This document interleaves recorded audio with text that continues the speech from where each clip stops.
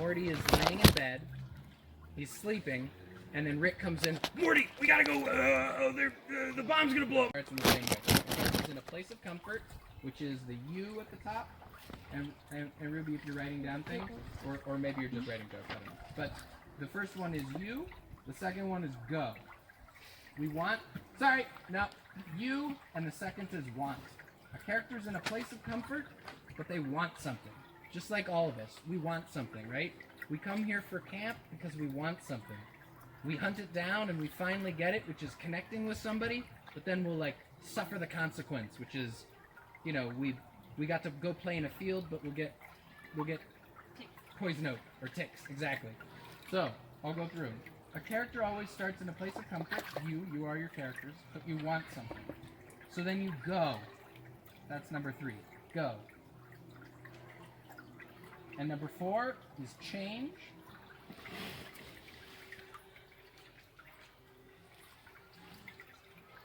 Number 5 is get. You get what you're looking for.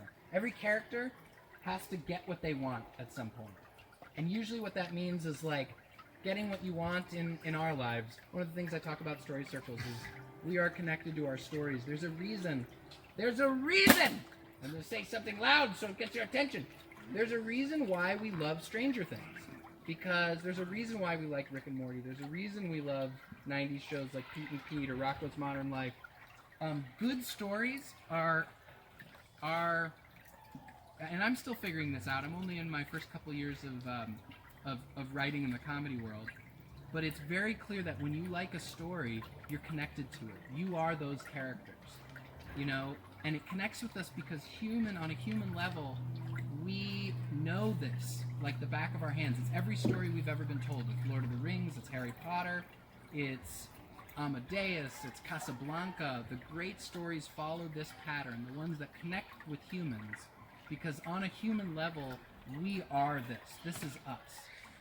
And every move we make in life, every big hurdle we go through, follows this Joseph Campbellian whatever hero's journey. The story circles is simply a way to cut through a lot of the BS and just like get to the nitty-gritty of it. And it's always the same, and I'll repeat it because some people just showed up. Your character starts in a place of comfort, but you want something. You go to get it, and then you change. You get what you want, and then you suffer the big consequence. You go back to where you started, but now with the possibility of change. And that's every single Rick and Morty episode. The best Rick and Morty episode, in my opinion, is the one where they're trapped in the house and Mr. Poopy Butthole's there. Remember the Mr. Poopy Butthole episode? Mm-hmm. It's a perfect episode. It's completely contained within the world of... And if I'm getting too much into like comedy TV and you want to talk about some other type of story, we can go there too. But I just use Rick and Morty because it's the perfect adventure story being told. So that episode's perfect because they're trapped in this place. They want to get out. How do they get out? They have to start finding out who are the brain, whatever they call them, those sickness, illness things that are... Parasites. Yeah, the parasites. So they start going into trying to get the parasites. They start changing, which is that they're doubting their loved ones and they might have to kill their loved ones. They get what they want, which is they unlock the code of how to figure out who are the parasites. And then they suffer the consequence, which is that they have to start killing their best friends. Mr. Poopy Butthole and Penn Sylvester are Rick's dearest friends. Jerry falls in love with his lover, which is like Sleepy Joe? Sleepy Gary. Oh, Sleepy Gary. Sleepy Gary and Jerry bond over going and seeing the new Star Wars film being filmed on the coast of wherever on their sailboat, and they kiss. And now Jerry has to kill Sleepy Gary, which is his consequence. So this is called take, because the universe is going to take something from you. Like the example before, you go for a run through the woods with your best friend at camp, but you get a tick bite, or you get a poison oak rash, or whatever. You always, if you want to be the most popular kid at school, you have to dethrone whoever is the most popular person. No matter what it is, when you get something that you're after, you will suffer the consequence. In stories, you want that to be torture. In Finding Nemo, it has to be that all is lost, and oh my god, Nemo will never get out of this alive. In what's another one? Whatever. Everyone dies. Blah blah blah. This is the Harry all is Potter. lost moment. And then you go back to where you started, but now you're changed. Now we're back on the road. Another good Rick and Morty example, in the episode where they have to pick a new timeline. Morty has to bury his old self. He has to take his broken body and bury it. And he has to lose some of his innocence. You know, Rick is this all-knowing kind of, you know, he hates the world in so many ways. He's an alcoholic, and his grandson gives him hope, which is why he's always on adventures with them. But Morty, over the course of the show, will lose his innocence over and over again. And that's usually his change, is now he's going back into it. That's where evil Morty comes from, right? Evil Morty exists because he lives in a world without innocence, and that's what's being taken from him. So those are the steps. Who has questions about what stories are you working on? How can this be applied to your stuff? Does anybody have something they're working on that they would like this applied to? That's a big question. You don't have to answer. But if anybody has any applicable uses of this, yeah. I've kind of got one that I'm working on, and it's about two best friends who go on a road trip because one of them has a bad home life, and the other one got kicked out of college, and now they're just like on a road trip. Okay. So what do they? So try to make it applicable to this. They're in a place of comfort. So what is that? They were hanging out at like the beach, and then something happened. They got a call, and then like it turns out one of them had been in something or something happened. And now they're like out of college. Pause it. Simplify it. They are in a place of comfort, which is they're friends and they're on a road trip. Is that where it starts? Something bad happens, and then they go on a road trip because that happens, and they hate their town, and they hate the world, and they're just leaving. Got it. Everything behind. So what's the comfort? Is it that they've settled into their crappy town that they don't like? Yeah. And it's kind of like a blah existence. Pretty much. Pretty much. It will explain it, each of the characters. As far as what when we start the story, where are they? They're getting out of the other's car. Like, one of them is getting out of the car in life. And going... Where are they in life? I shouldn't have offered this, because I don't know. See, I can't write well. No. I was getting it. I just want you to voice it specifically for this one step. So one of them is they're both in a town they don't like, right? Yeah. One of them is really unhappy with their home life, and the other one has a good home life because they're in college. They're away from everything. And That's then... great. Pause there. That's great. Yeah. One of them is settling and compromising their happiness for their town. The other one is comfortably in their happy place, right? Yeah. And then this thing happens, and they want to what? Get away. What is it that they want to do? Why are they on the road? Just like start over. Perfect. That is a deep-rooted desire that we all will have in life. You'll have it many times. God freaking all the hell, I have to start over. So that's what we want. So then we go, which is on the road trip. And what changes in them? Is it friendship? I haven't got there yet. Okay. I just started last night. I only have a few thousand words. It's a great start. So what you might want to see is, what would happen to those people if what they want is to start over? Well, sometimes people don't want you to start over. Sometimes your dad calls you and says, you have to come home and take care of your grandmother. She's dying. How dare you leave this home? Mm-hmm. Or it's something funny like, nah, we'll go with dead grandma. At every step along your story, the best stories, you have to torture your characters. Not only is Nemo alone without a mother and siblings, it's freaking Finn doesn't work. Like, it wasn't enough to kill the parent and the siblings. You had to cripple the child as well. You have to torture your characters so that the audience is along with them at every step. It's So really maybe deep. think along the way, what can you just, and if this is your story based on your own pain, then you should be able to draw so much infinitely, Yeah. because we're all suffering. Even in the most funniest of places, you have to make your characters suffer. In that moment where Jerry loses Sleepy Gary, It's funny. 'cause it's not. hilarious, but also, oh my god, Jerry, are you like repressing your homosexual urges in a loveless marriage, and you wish so wholeheartedly that you could run away with The perfect man. the perfect man, who I guess is perfect? He's always complaining and wearing like a sleepy hat. Like, why is he perfect?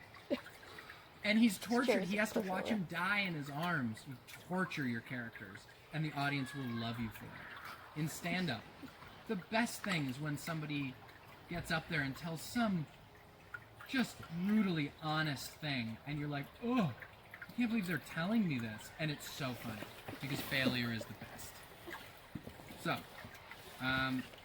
yeah. Does one joke follow a story sequence? Or Um, should it, or can it? Some little moment could, no. But a set? A set? Yeah. No, I think, as for the purpose of this conversation, yes, in some kind of world, yes, a set or moment could all have a hero's journey. But this is your main story, but it's also, most importantly, every single character in a movie or TV show, main character and supporting, has one of these. It is brutal, but when you start going into it, you have to write a story circle for every single character. And I say have to, that sounds annoying. If you really want to lock into the way to to just gut your audience, because in my opinion, all of the best stories are four things: sad, strange, funny, beautiful, which was a technique created by the creators of Pete and Pete. Every great story is sad, strange, funny, and beautiful. Every character should have one of these. So, the villains. Okay, Ratatouille. My favorite destruction of a villain ever. Starts in a place of comfort, which he's just cold to the world. And what does he want? He wants to rip down this restaurant. He doesn't like this restaurant, he's annoyed by it, or whatever. He just wants to, like, crap on the world, and especially this restaurant. So he starts going to find out what's the deal and taste their food.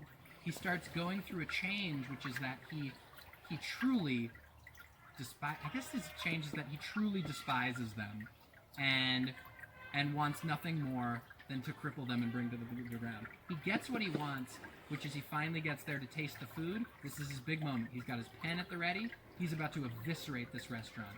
But he suffers the consequence, which is that in that moment, it unearths a great memory of him trying his first food that inspired him to be a food critic.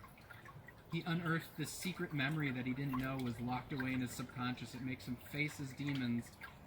And in that moment, it takes something from him. And he goes back to where he started, but now he's changed. He's seen the light, and he knows that he doesn't need to break other people down. Inspiration can lead him, blah, blah, blah, whatever. And now he's back on the road, but he's like a happy guy, and he's a little more plump. He's eating well, and he's no longer the great critic. Your villains, it is the most important thing in your jokes, in your stories. Your villains have to follow this, because you have to kind of like be on the side of your villains. The best villains are like, you kind of like get why they're doing it, you know? Yeah.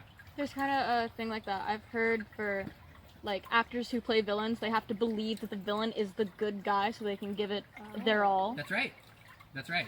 That's why like Joker is such the ultimate villain, because he's like so maniacal and sycophantic and schizophrenic, and I don't mean to demean schizophrenia or demonize it or whatever, but he is twisted, but really he wants chaos. And the reason he wants chaos in like the Christopher Nolan versions is because all the different reasons. Like Joker's very well at like explaining why, you know, Good at they want a monologuing. specific thing. Yeah. And in Adventure Like Time, Syndrome. they simplify it a lot to things like, well, I want the cupcake, or whatever. But they still, you can kind of get on their side of it, because usually they're looking to do some type of like silly fun thing. So whatever it is, you have to root for your villains. Stranger Things, I don't like as much, because the villains are like, You know, it's like I'm not on their side. It's like, what do they want? There's human villains in there which are interesting. Yeah. You know, the FBI and all that kind of stuff. So yeah, what's some a favorite movie of people's here? Movie? Yeah, give a movie example. We can just Stop break down a it. few examples of this, and then if there's any other questions. Do you know Inception? Oof, I don't know if I could run Inception through this. That'd be hard. I haven't seen that movie in a while. Inception's an interesting trickery. It is. Here's the thing. 'Cause the That whole guy movie's is trickery. really good at structure. Kind of. But what he's really good at is at every single scene, he, like, twists something new. And you're like, oh my god, I can't believe that his wife was the one who jumped off the building, or whatever in that movie. It's like every scene has something that makes you go, what? And then you forget partway through that, like, oh wait, I have no idea what's going on. Yeah. Yeah, really he's great at good. that. Dunkirk, all of his Oh, yeah. movies, the backwards movie, Memento, Oh, yeah. it's his first film, and it's honestly one of his best because it's very simple. For sure. And that one is like a great example of he gets what he wants, which is he finds John G, but it happens to be the wrong John G, but he doesn't matter because he'll forget anyway, so he kills him. He shoots him in the head, and he goes back to where he started, which is forgetting everything. And it's pretty messed up because he doesn't know that. The audience is him, and we're heartbroken that he's just going to keep killing people. You know what I mean? It all follows that. Yeah. So you can run John Wick through this, like, several yeah. different ways. John Wick for sure. I don't remember that movie at all Yeah. where it goes, but it has that. I know this part with the puppy and stuff. Mm-hmm. And it's like he starts in a place of comfort. What, retired? Yeah, retired with his wife, and then his wife dies, and Right. then leaves him a dog, and then his dog gets killed, Right. and then he hunts down a bunch of the Russian mob. Starts in a place of comfort with his wife. He wants something which is revenge. He makes the change, which is like he starts going into sadistic mode because the puppy dies. He gets what he wants, which is, I don't know, a bullet or something. Anyway, I don't remember this part, but what's Murder. another movie that I A know? lot of murder.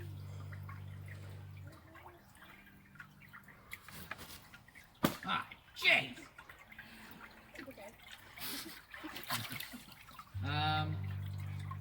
The Matrix. There's all.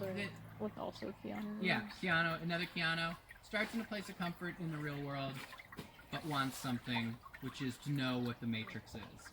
Goes to that silly, cringy nightclub where that song is playing. Oh, but that's such a And he starts changing, It's a Rob Zombie which is that song. he has to unplug, he has to abandon the real world, he has to start disassociating himself from everything he knew to be true. He starts changing into what he is destined to be, which is the one. When he finally gets what he's after, he suffers the consequence of Morpheus being kidnapped, has to take, which is he loses something, which is his whole crew. Oh man, I don't know the Matrix as well as I thought I would have. But like 100% Wachowski's used Hero's Journey for that entire movie. It's the story of Jesus, really, which is also this. This is the story of Jesus as well. Do that one. Yeah. Please. Please. Starts in a place of comfort as a carpenter, but who's my dad? Are you my He dad? wants to bring peace to the world, right? And feed people. Somebody help me out here. Wants to bring peace to the world. Goes to start making that change by voicing it to the people, giving to the people. Goes through that, but changes in the fact that he is now being attacked by the Romans. According to Mel Gibson, the Jews. I'm Jewish, I can say that.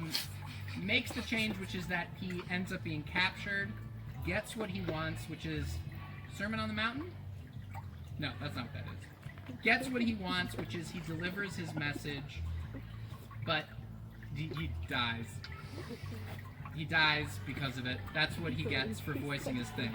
This whole sermon moment is the get. He spreads his knowledge to the world, but suffers the consequence, which is that he dies.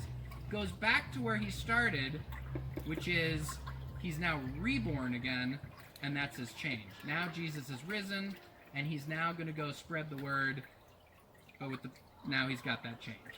Story of Jesus. It's just Rick and Morty. Yeah, every great story follows it. One more. We'll do one more.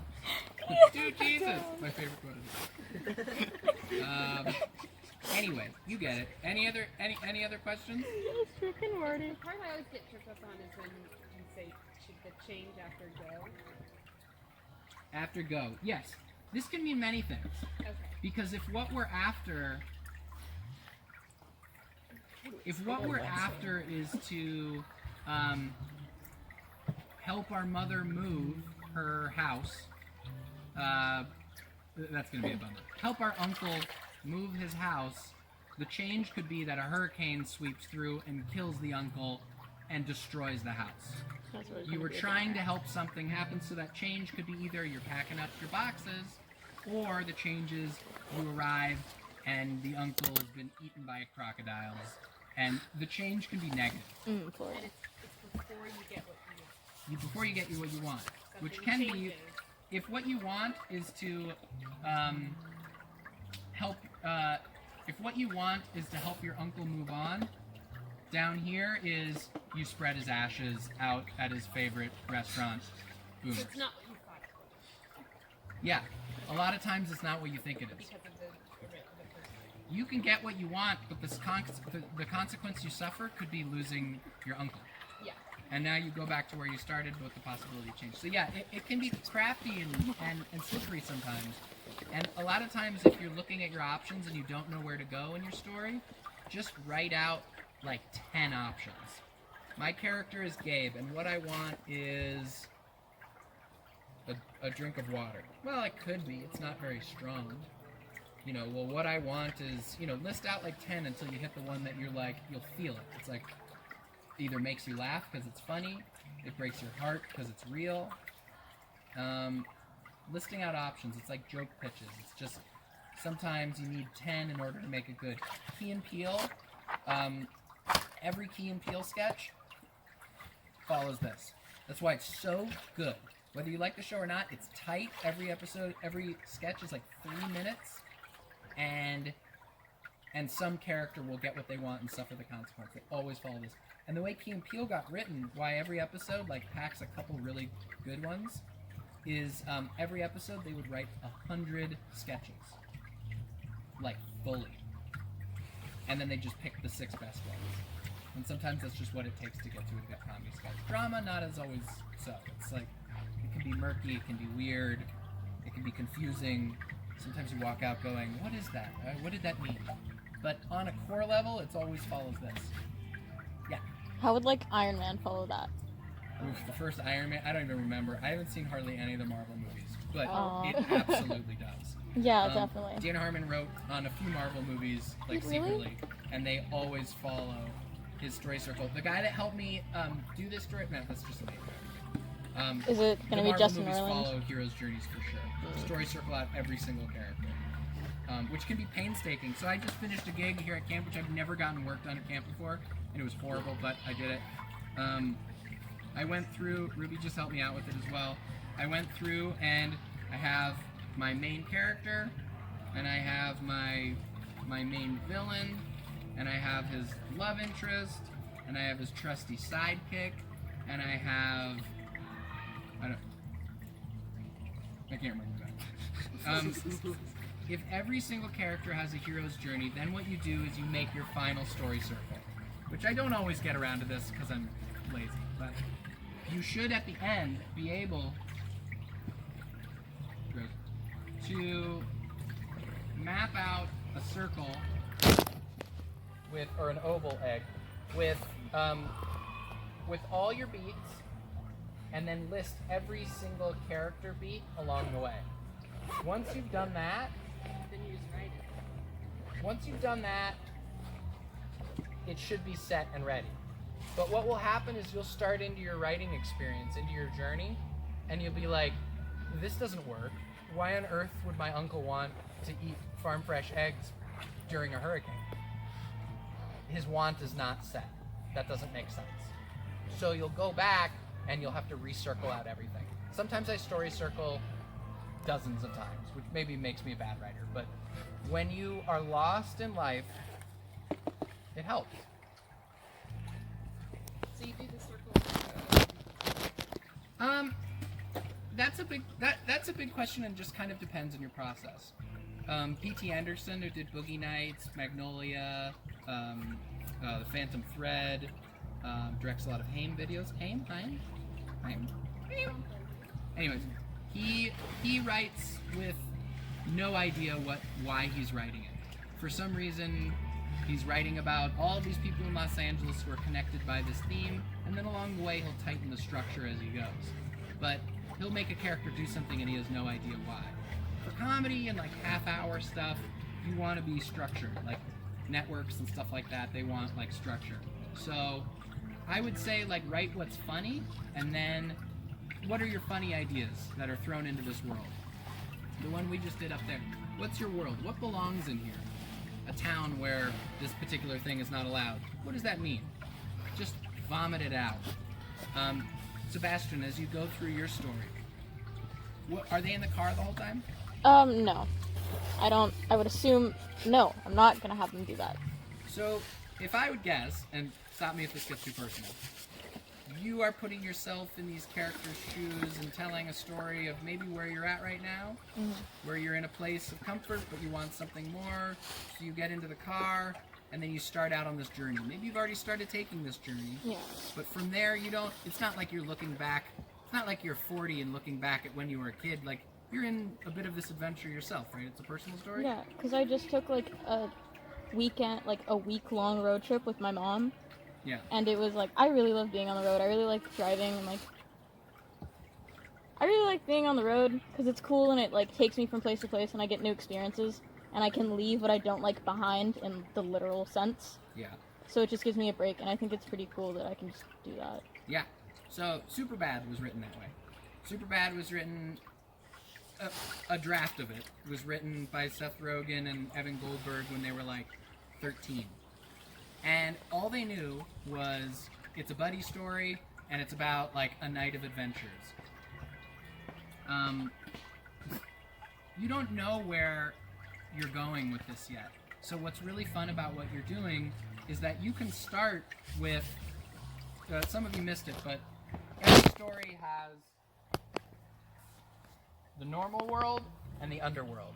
Stranger Things has the normal world and then the upside down, right?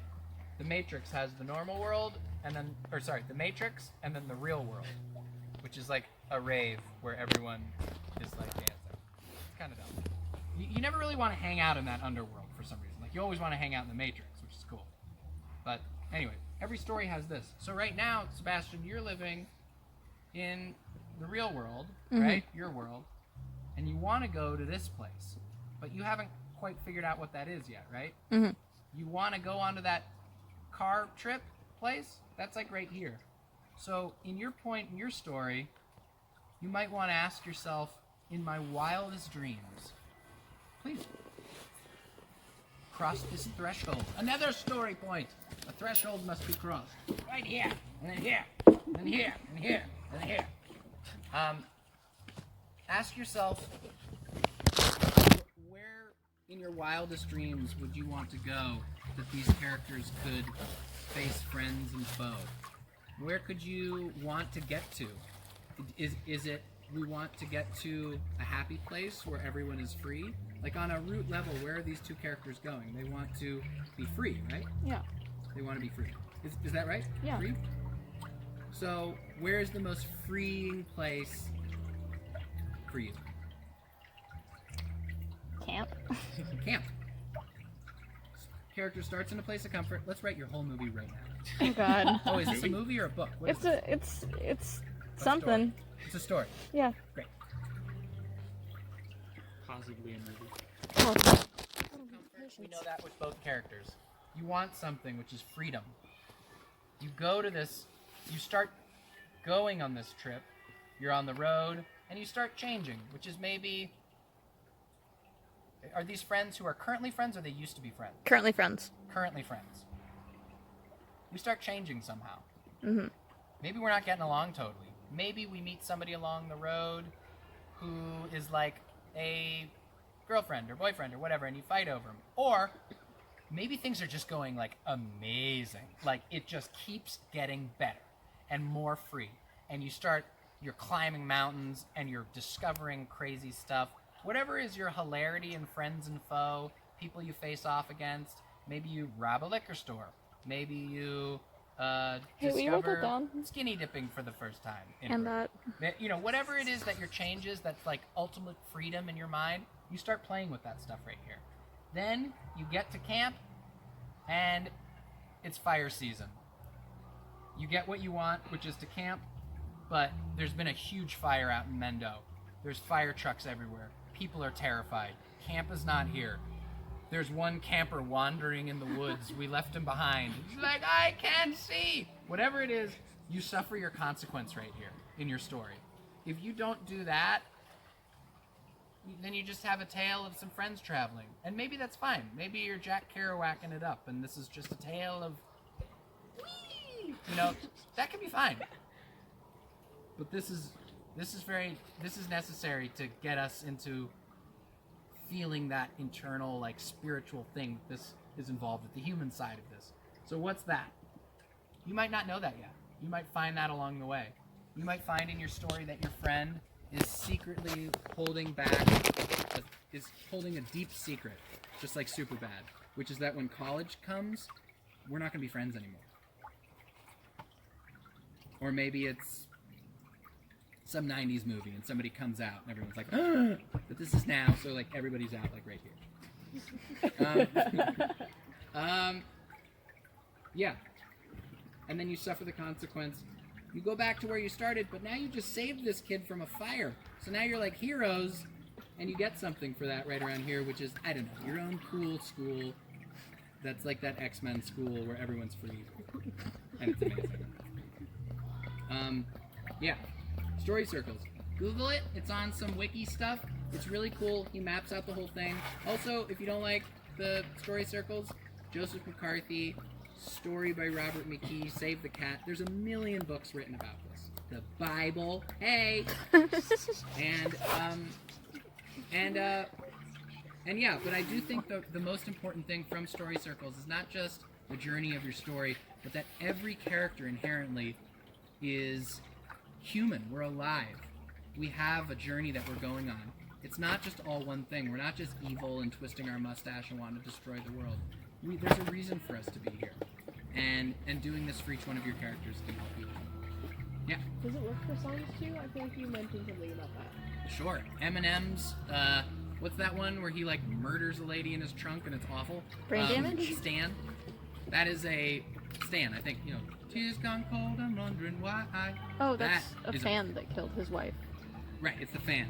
So each character has a total circle there. Except for maybe the lady in the trunk, which is problematic. Whoa. But Stan starts in a place of comfort. He loves Eminem, but wants something which is truly to be understood and heard by Eminem. Writes him tapes, that's his go. Changes, he's not listening. Eminem, oh God, why don't you see me? So he changes, he gets what he wants, which is Eminem's attention. And in that change, he did that by capturing, kidnapping, and putting someone in a trunk. Suffers the consequence, which is death. Goes back to where they started, which is in this song, now with the knowledge of that he's being heard by his hero, because he did something outrageous. Eminem's journey, you can apply it to the same type of thing. He's telling the story, gets what he wants, which is that he reaches out to Stan, suffers the consequence, which is knowing that he will now be scarred by this because Stan hurt him somehow. That's like a story, you know, told. Bob Dylan's Hurricane. Yeah, absolutely, you can do it. Put your audience through some type of thing, yeah. But not every song. Yeah. Sometimes we're just singing about lollipops and candy and stuff. You know? Yeah. Does Friday with a Chance of Meatballs follow this? There are characters in stories who are, say, like, have this very clear set of morals from the beginning, and therefore aren't necessarily changed, and are sort of uninteresting. Example. I tried to apply it to the Princess Bride, and I tried to apply it to the Jews. The Six-Finger Humperdinck? Man? No, the, Wesley. Weston, the Levy. The love interest. who from the beginning is like, Pirate Roberts. The who like from the beginning is like, true love will always bring us back together. It's fine, everything's fine. And then I can do it by the circle. It stops following the circle at one point, and it's because like the whole thing of him is he's this martyr for love, and he doesn't need to be changed because he's understood it from the beginning, and she's sort of this idiot who doesn't understand it quite. He can still go back to the place where he started. Yeah, I mean, it's a classic adventure story, but he does suffer the consequence, which is the torture scene. You think that? I think the take is that. Yeah, I guess. Because, okay, here's how I have it. It's like, he's got the U, he's comfortable with Buttercup on the farm. And then he wants to get money so that they can live better. And then he goes to search on the sea for the money, right? Is that what that movie's about? He searches in the sea for money for Yeah, Buttercup? with Dread Pirate Roberts, and then And they then- eventually Or cycle out. any of the When real he gets story kidnapped by stuff. Dread Pirate Robbins and becomes the Dread Pirate Robin. Oh, But we don't know that. are you talking about the book Talking or about the movie? But that's not seen on screen, is it? The You Want Go part is not good. It's like the first 2 minutes. So take it for what we actually see in the movie. Okay. Where do we start in that movie? Forget Fred Savage and the old guy. Okay. So we start. Wait, is that Fred Savage? We start in the place of comfort. That's what we see. And then we don't see. Well, what's the place of comfort? The place of comfort is their cabin. They're fine. They're in love. They're on the hill. On the Right. farm. Oh, I forget the entire opening of that movie. Are So Carrie Elways and Robin Wright in love at the beginning? Yep. Yeah. Yeah, but Oh, they yeah. don't. Love They him haven't on the farm. confessed to And he's anything. the smarter boy. And he's like, it doesn't matter what happens because we will always find each other because this is true love. Right. And then he goes off, and the whole thing is like in search of some money so that we can Live a better life. some sort of better life. Yeah. So that's one. And that happens in the movie. Yeah. Oh, right. Right at the very beginning. Right. It's explained by the narrator guy. The next time, because he's assumed dead, right? Because for the first part of the movie, we're seeing it from Buttercup's perspective. Yes. But if we're looking at the circle of just for him, Yeah. he wants to get money so that they can live better. He goes to search on the sea. He becomes the Dread Pirate Robbin. And then he has all the money he wants. And then at which point I was like, the consequences of that are that he's been gone so long that Buttercup or from his perspective, is now with Humperdinck. Humperdinck. But from his perspective, That's he's not the get, though. That's not the get. There are gets within that, but that's still within the change. That's not the big get. Because he's meeting friends and foes and he's changing a lot. The word change, right? Right. He's becoming Dread Pirate Roberts, He's but getting money. he's getting money, and then he wants to come back because he wants her, right? Yeah. So, he comes back, he wants her, and when he gets what he wants, it's that he's returned and then captured, right? And then tortured? No. So he. Yeah.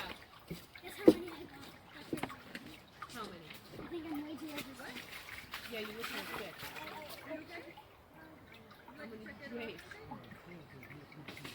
400 is too many. This would make several pies. You're also crying a little. So I would say that because it's a fairy tale movie, unfortunately, no, it applies. But the suffer the consequence in those stories can often be like your damsel suffers some wounds and she's not through in that movie. he gets. It's not that she's not. His ultimate suffering, which is literally labeled that in the movie, is when he's put in a torture device because he pays the consequences for something that she did. You understand? Like she's like, will you promise not to hurt him if I let him go with you? Right. When they find them after going. Oh through yeah, the isn't it that fire. she gives herself to him in order to save him? Yeah.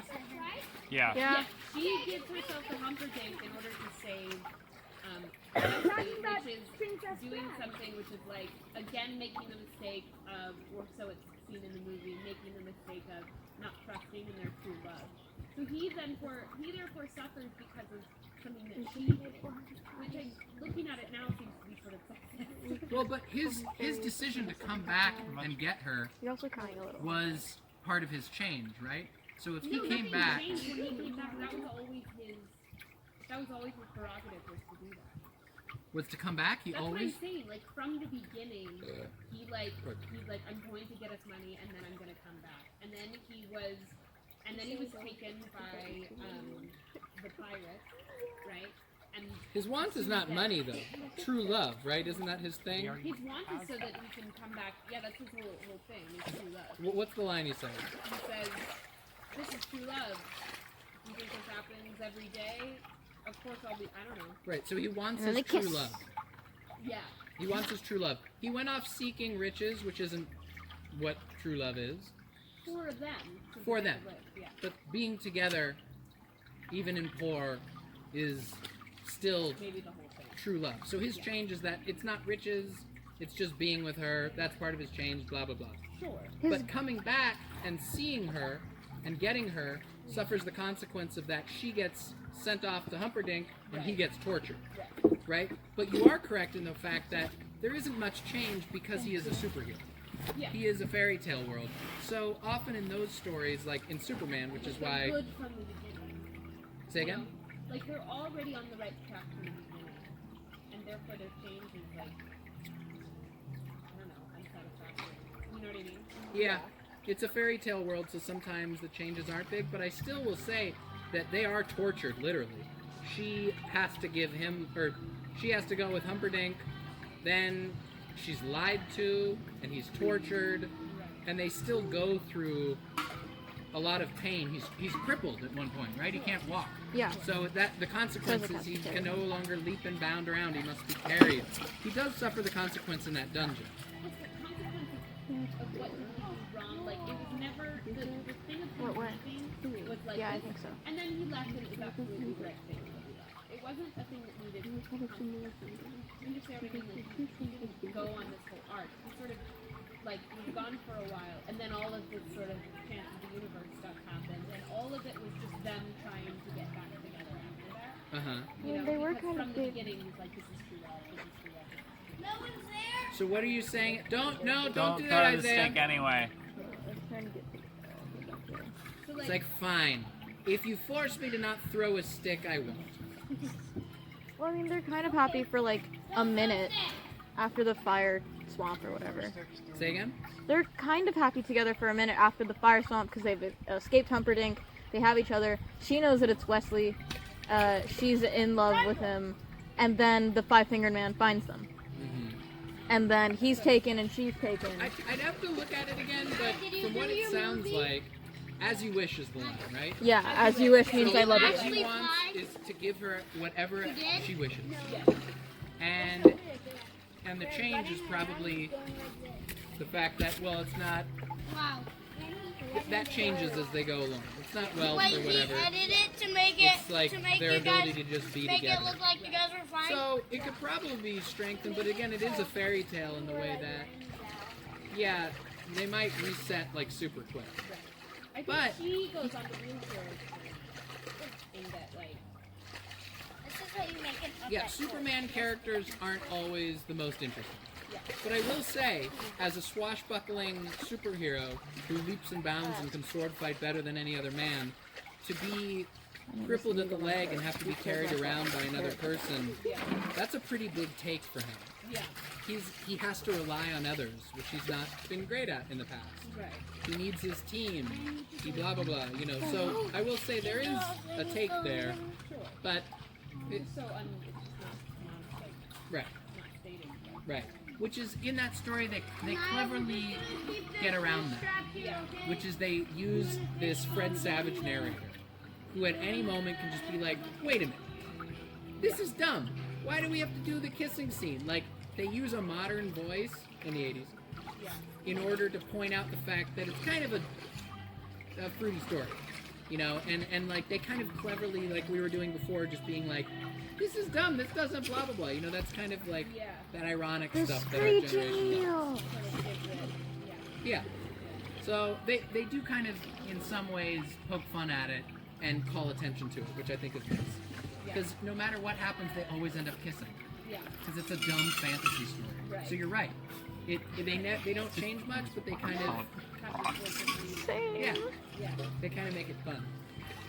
All right. Which has been pointed out as lazy storytelling Yeah. by a lot of literary Deadpool. So Yeah, and that's a I mean, I agree. But but for some reason, if it's done well, Shut up. we laugh at it. Wait, Gabe, have you seen Deadpool? I've never seen Deadpool. Dang it. Okay, never mind. I wanted to know if it would follow the story, but also you should watch Deadpool. Yeah, because he. Most definitely does. Because the place of comfort he's got is he just. Yeah, and then cancer, and then torture, and then Vanessa. Yeah. Yeah. Okay. Right. Goes after Vanessa, thinking that because of the change, because of the cancer, and then the treatment for the cancer, and he's all. Wiggly. Angry avocado. No, it's So the goal is to make each one of your story circles like strong. I failed today and last night in my story because the female character, Come on, Arju. because it's set in a fantasy world, falls into that same trope of she's the woman being pulled around by these men. It's not great. I'm not totally proud of it, but it does follow some of the archetypes of the old fantasy stories. The goal is to write something where everyone follows that and it's like clear and concise.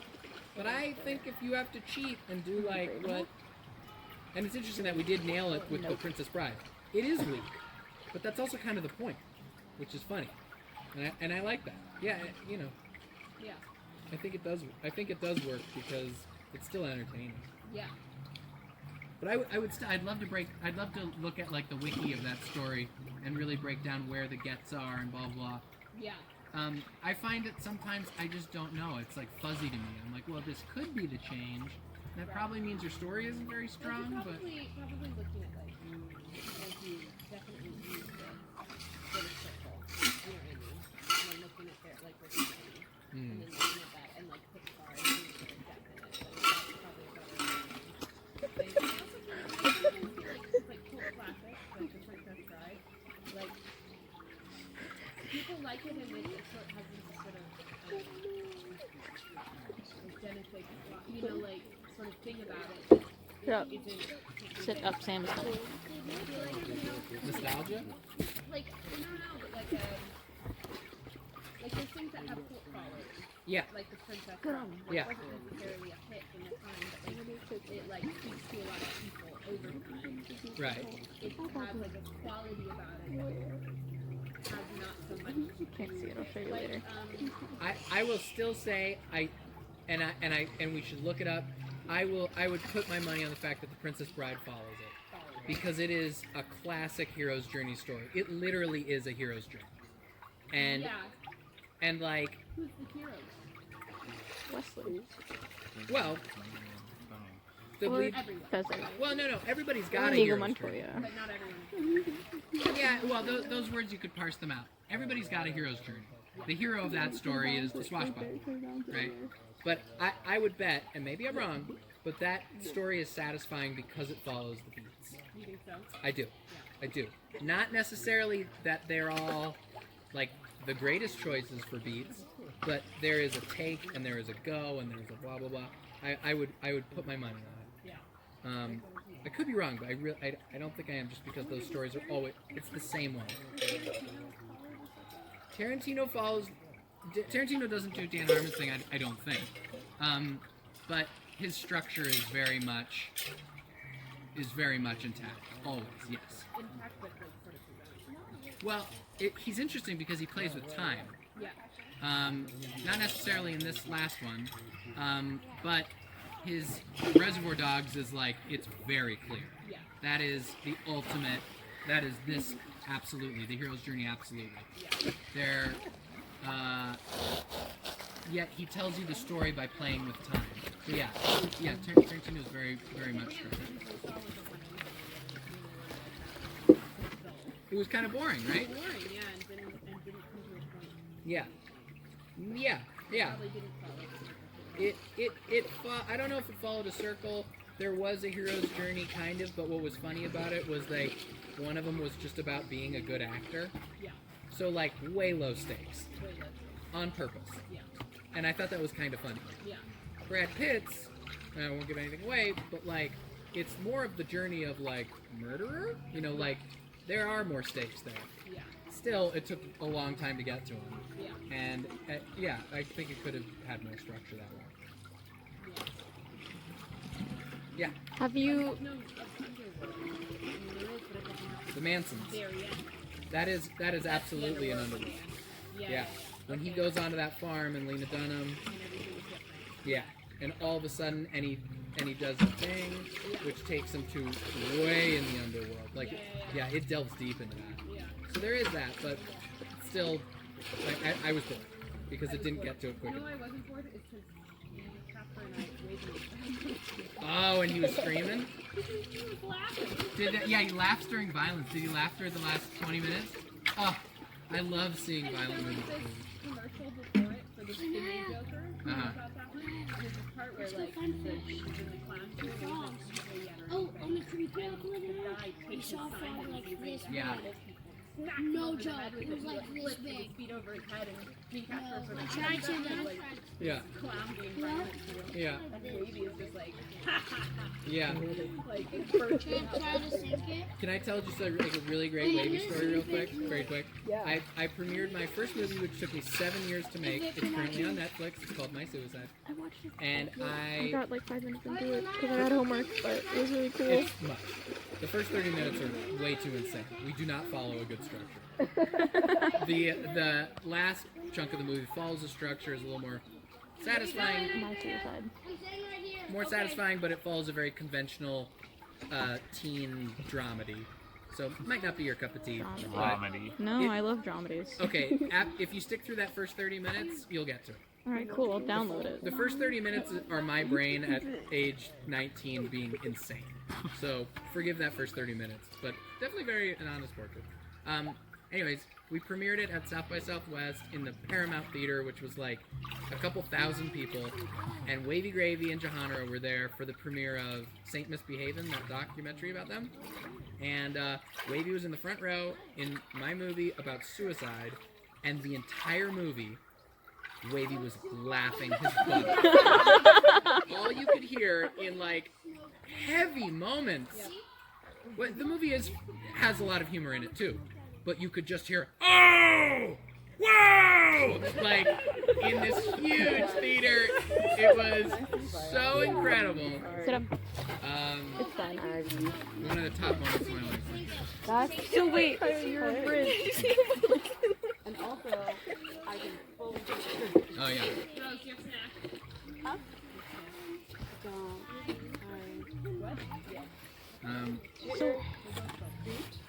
I did. I finished it. I delivered it 5 minutes before coming here. It killed. I'm excited. Yeah. have you ever read like Neil Gaiman's American Gods? Or watched no, the I like show, Neil Gaiman, American but Gods? I've never read American Gods. You should please read American Gods, and also I don't know if it follows the storyline because it's just kind of random and there's a lot of stuff, but it's really well planned and really well done, and it's great. I Yeah. recommend you reading it Yeah. and then watching the show and then reading it again. Somebody suggested that to me recently. They were Neil Gaiman, like Good Omens. obsession. Yeah, yeah. Yeah. Everyone likes Good it. Omens is a pretty good book. Hold on, wait. I just want to take a picture. Hold on. Look at me. I'm taking a pan out. Wait, everybody hold up their notes if you have them. I'm just gonna take a Hold up picture. the notes. I took so many! Hold on. Hold them out real quick. I'm taking a pan out. I'm gonna send this to the Rick and Morty guy. Justin Roiland or Dan Harmon? You know, Dig it. cool. I don't really know Justin Roiland too well. That's Wait, can I have my actual story circle? Yes. One more. Let's do it. Hold up your notes. Get out of here. Hold on. Waiting. It's a pano, so everybody has to freeze.